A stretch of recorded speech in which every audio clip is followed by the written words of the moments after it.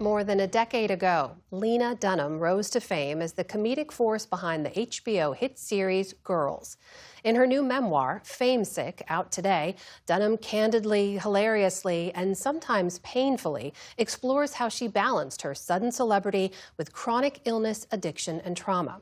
I spoke with Dunham for the latest episode of our PBS News podcast, Settle In. Here's a clip of our conversation. I think that there were moments I feel extremely grateful for my job, and I'm certainly not throwing a pity party for myself about what happened.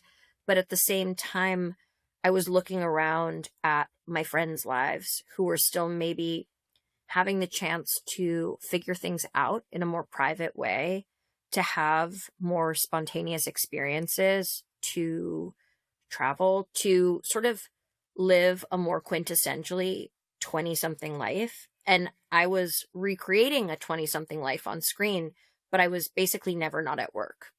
You're also not getting to live your 20s and make the mistakes of your 20s that all of us make in the privacy of your own life, right? It's a very public experience and a highly scrutinized experience.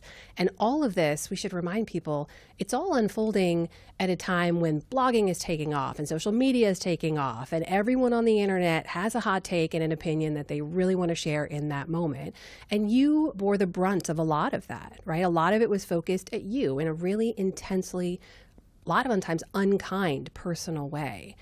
I wonder how you dealt with that at the time, how you navigated that on top of managing the responsibility of a successful show and running a team and trying to be creative in the moment.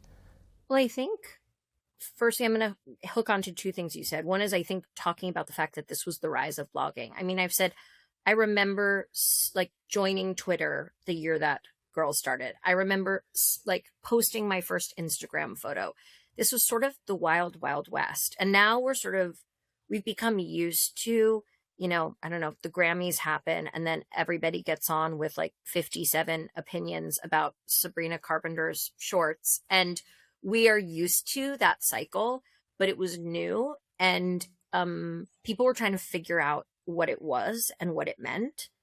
And we happened to be in New York at a moment when New York media was really the center of that. And we were sort of adjacent to the people who were writing, but just far enough away that they could be pretty hypercritical, but just close enough that it could sort of feel a little like eating your own. And it was, looking back, it's a kind of a fascinating cultural moment. It's a fascinating study in so much about creativity, human behavior, how we adapt to new technologies.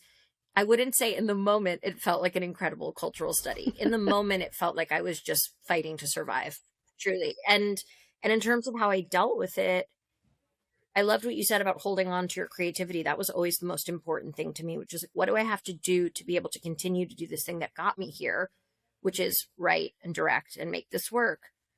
And I think in terms of how I dealt with it is that I didn't deal with it. And that was part of what was so, I think unmanaged trauma, unhandled stress, we know is a deep sort of, it's like pouring an accelerant on illness. And so these things that I had always dealt with, I'd always sort of been like a sickly kid or someone who, had my rough moments.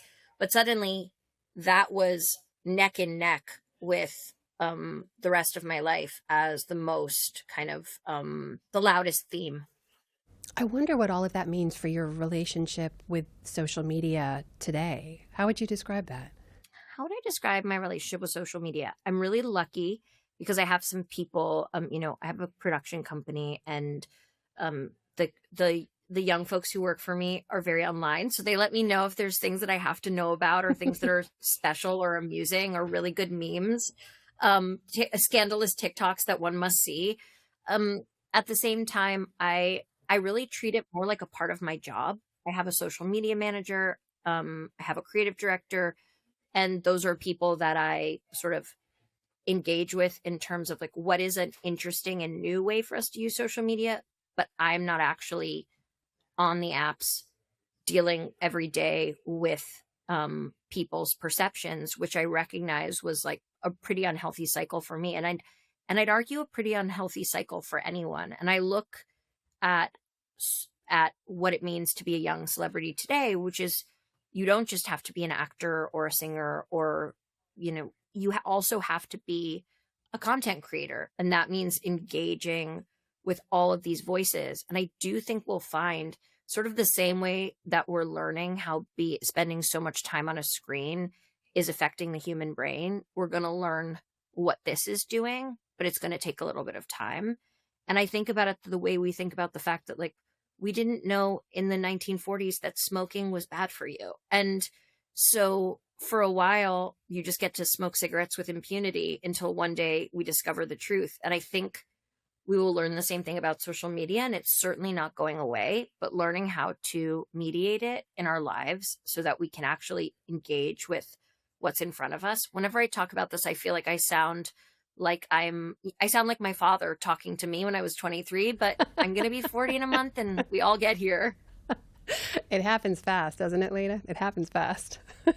It's wild. I suddenly hear myself saying things where I just go, oh my gosh, like I sound like when my mom and her friends would say, like, but what is it you like so much about the Backstreet Boys? Like, I'm so mortified.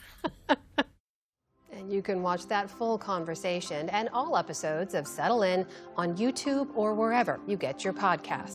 Support journalism you trust. Support PBS News. Donate now, or even better, start a monthly contribution today.